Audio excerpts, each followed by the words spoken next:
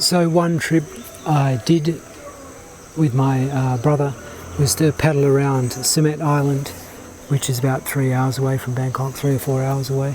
And I just did the calculations. We rented a wave ski, paddle ski, whatever, and then went around the whole island. It took us about 4 hours. So we left really early in the morning from Bangkok, went down there, rented that, and went off in one direction, then came back from the other, and they didn't even know where we hired it from, the place where we hired it from. We just rode a wave back in, and then we'd done a whole circumnavigation of the island. That was pretty amazing. And I also went to Cambodia, to Angkor Wat with my brother, and then to some national parks as well back in Thailand, and other parts of Thailand as well, over to the Myanmar border of Myanmar as well on that side. Again, a really quiet world, just no tourists around, and a peaceful world. Even at Angkor Wat, there weren't many people around. This was in 2007, and went over to Canada as well because my other brother was living there at one stage. I think that was, maybe that was in 2010 actually. I think I saw him twice. So the middle of winter in Montreal, again another surreal world of snow. And one time I was out running and I saw a thermometer, it said it was -30. I could feel, when my legs lifted up, I could feel them contracting because they were getting frozen. And we went out cross-country skiing as well one time, and that was pretty amazing. We saw moose tracks just where a moose had been, and again that was about -14 I think, or more. And one time my glove fell off and my hand just froze and went down like that. My brother said, "Oh, put it down your pants," and then so I put my hand down my pants to warm it up again, and then I put on another dry glove that I had, luckily. So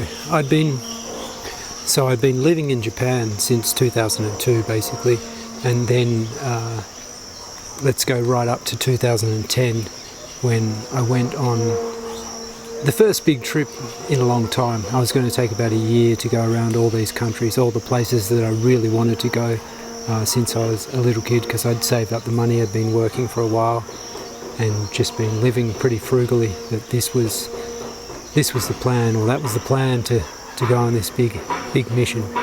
And the first stop was going to be over in Thailand again to see friends and stuff, and then head to Africa. So I landed in Cape Town, and then again went overland with a small group of about 6 people, and it was about 90% camping this time. So we were camping at sites outside of towns as well, so they were specifically for truck camping and things like that, and inside national parks as well.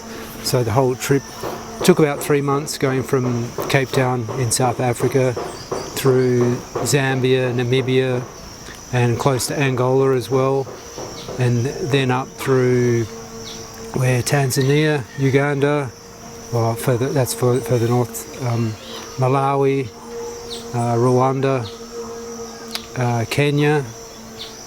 I think that's about all the countries that I went to. East Africa, to see the wildlife. These things that I'd seen on documentaries and stuff, and I still had my little camera, but I was shooting video as well, and so I've made a whole movie on that, and shot it in about 20 countries. So it's probably better to even link the video with this. So just to show you, that's the view that I'm looking at as I'm recording this beautiful view out there.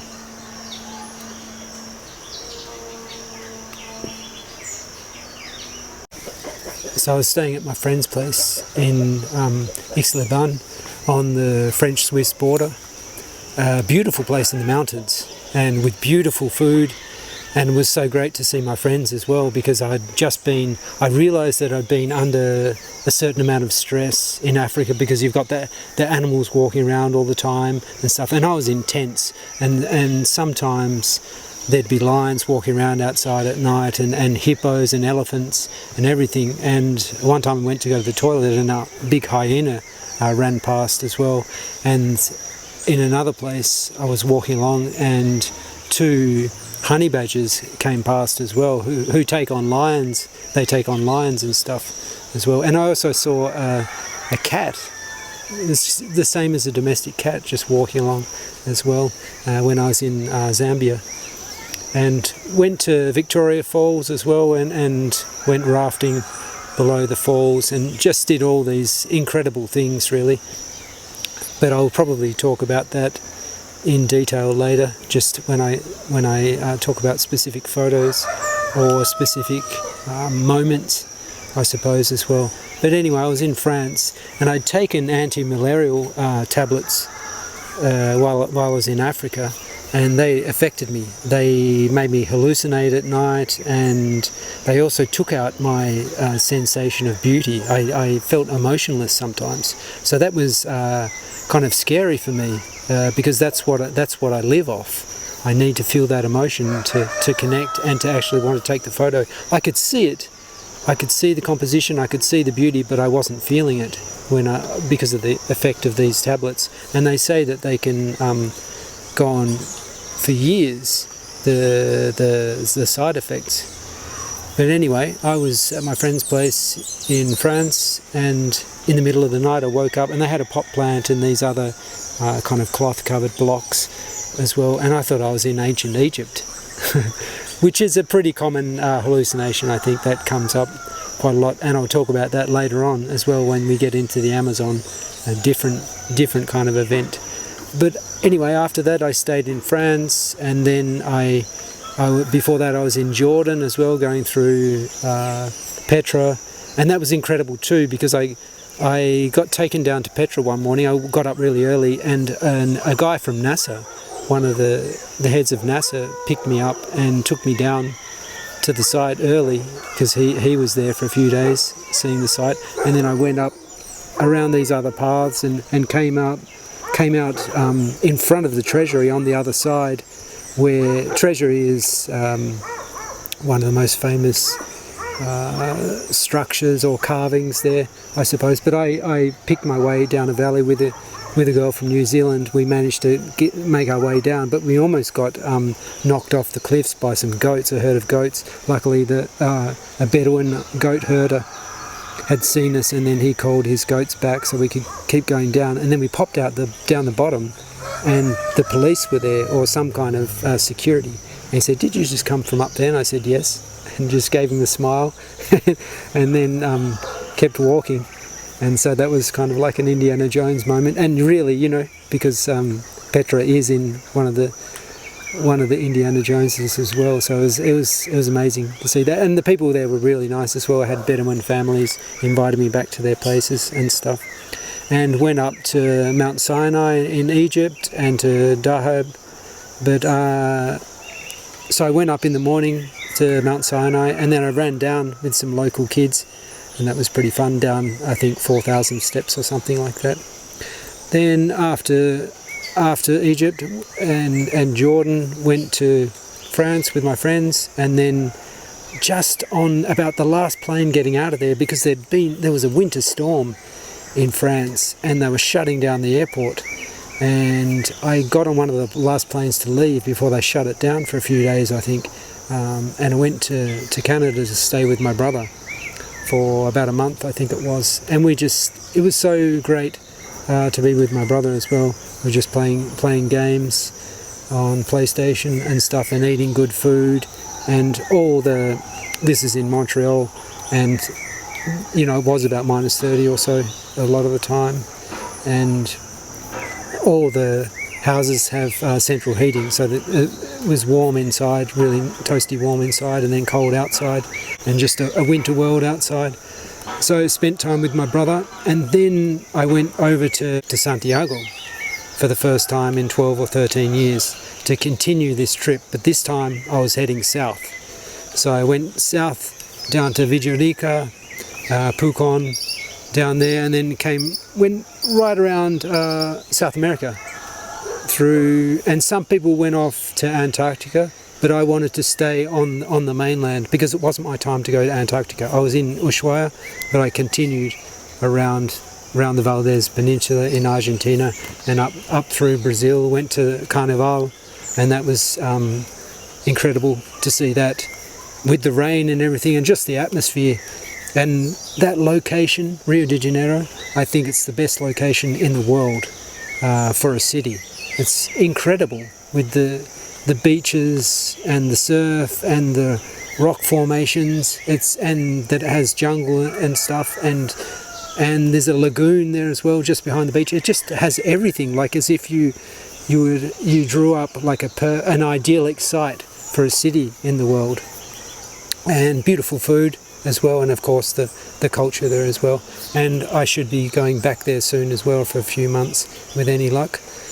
But anyway, so it kept going up through there, went to Venezuela when Chavez was still around, and through Caracas, and right through the whole country to the Maracaibo, Lake Maracaibo, and to Belém in the Amazon River, mouth of the Amazon, and went right up that to Manaus is where we terminated. So that was halfway up the Amazon River. Solimões, I think it is. They have a different name for the river in parts of it in Brazil. It's not actually the Amazon, but just to make it easy to understand, we'll call it the Amazon River. So ended it in Manaus, and then went over into Venezuela from there as well, and saw Mount Roraima from a distance as well, about a 3,000 metre tepui, tabletop mountain that I want to go up one time. I've been up other ones, smaller ones in Canaima National Park, and went to Angel Falls there as well, and that was incredible to see Angel Falls. It's a beautiful, beautiful location. And when I was climbing up a waterfall one day in that area, and this is in 2011 now, and I climbed up a waterfall and came across a bird-eating spider. I thought, what's that? And there was a bird-eating spider that was trying to herd me in. But I wouldn't have expected it to be there, because there's water coming down, wet everywhere. I don't know what it was planning on eating. Maybe the birds would come in to get insects or something like that. I'm not sure. But I didn't feel like it was a spider. It didn't feel like a spider. It felt more like a wolf or a larger animal, because it was hunting me. It was tracking me. And you don't know, because they're moving slowly, but you don't know how quickly they can move when they want to. So I took a few photos of that, and then I went back down, and we had a little campsite in the jungle, but there was a TV there, and I saw that the program that I work on, or one of the programs I work on in Japan, was on the TV, and I saw all these cars floating and stuff. I thought, I haven't seen that footage before. Where's that from? Or when's that from? And then I realised that the tsunami had hit after the earthquake, and my immediate thought was that I wanted to go back and to help out and stuff. But in the end, I just continued the trip, and because I only had a few more weeks to go, and so I continued through Venezuela and then into Colombia, and crossed in Cucuta, from Cucuta into Colombia there, from the border there. And there was a lot of flooding, so we couldn't continue on the roads were closed, so we had to fly to Cartagena. And I'd been shooting for about a year at this stage. I thought, yeah, I've got everything I need, and so I took a break in Cartagena. And then when we're in Cartagena, then that's when I remember Osama bin Laden being captured and killed, or killed, I suppose, at that time as well. And then went to Bogota, and then to Medellin, which didn't have so many tourists then. It was before this massive wave that's happened since, and since the pandemic and stuff. So it was a different world then as well. But yeah, I was in love with Colombia, and I knew I was going to go back, and I've been back multiple times. And this is after going to about 100 countries around the world, and I keep coming back here. It seems like everywhere you go in Colombia, it's another little world, and something different.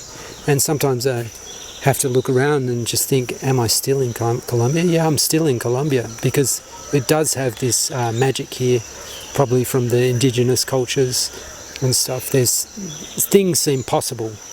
The impossible seems possible still here. So that's one of the reasons why I like it here, just the beauty in all its forms that you have here as well. So I went back to Japan after that and stayed there for a while and continued going in and out to do different trips around the world, which I'll start to talk about, because they're shorter trips usually now, or up to 6 months. But I'll talk about just the chronology of that, get through all of that, and then I'll probably start talking more about photography and art and ways of thinking as well, and ways of appreciating the moment